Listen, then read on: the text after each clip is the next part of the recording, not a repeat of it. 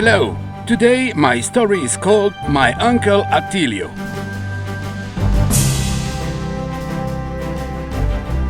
My father and his 3 brothers formed a team of 4 evangelists who preached the gospel in squares and markets. They had cart trailers. That's what we called these caravans from the time before the Second World War. This team of 4 Arnera brothers, as they were called, had traveled a lot in France and abroad. The 4 brothers had an older brother called Attilio. But at the age of 8 or 9, because of a meningitis, his intellectual development came to a halt. He spoke with difficulty, stammering a lot, so that he had this sadness in his heart. My brother preached the Lord everywhere, and I'll never be able to do it. And yet, this is what happened a few years before his death.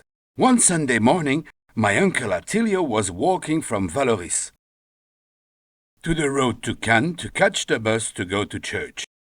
While he was waiting, an Italian car pulled up, and a man got out and asked him for directions.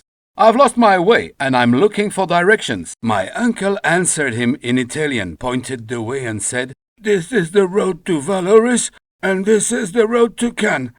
And the traveler said to him, Do you know Vallauris? Yes, that's where I live. In Vallauris, do you know a man called Attilio Arnera? But Attilio Arnera is me.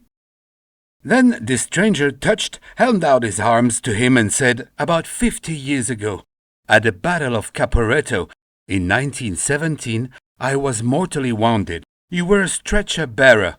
You picked me up on the battlefield. You bandaged me up and took me to the ambulance.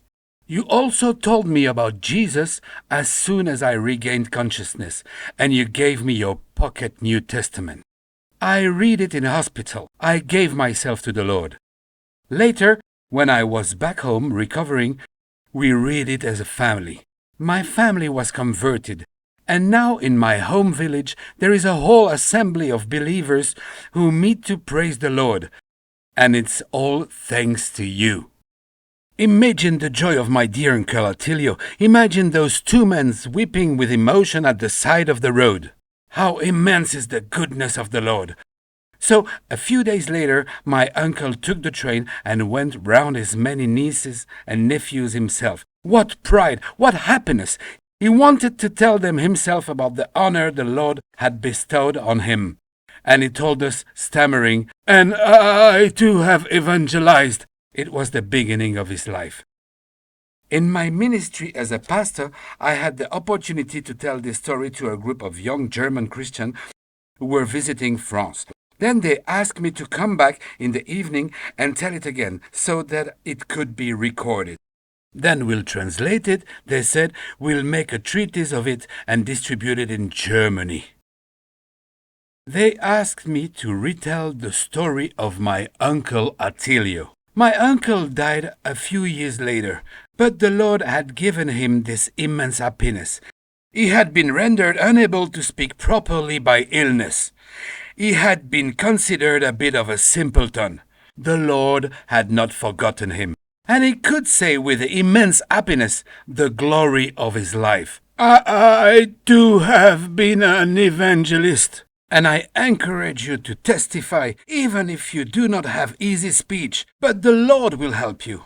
Yes, may the Lord encourage you and give you his strength to testify about him to the people we meet.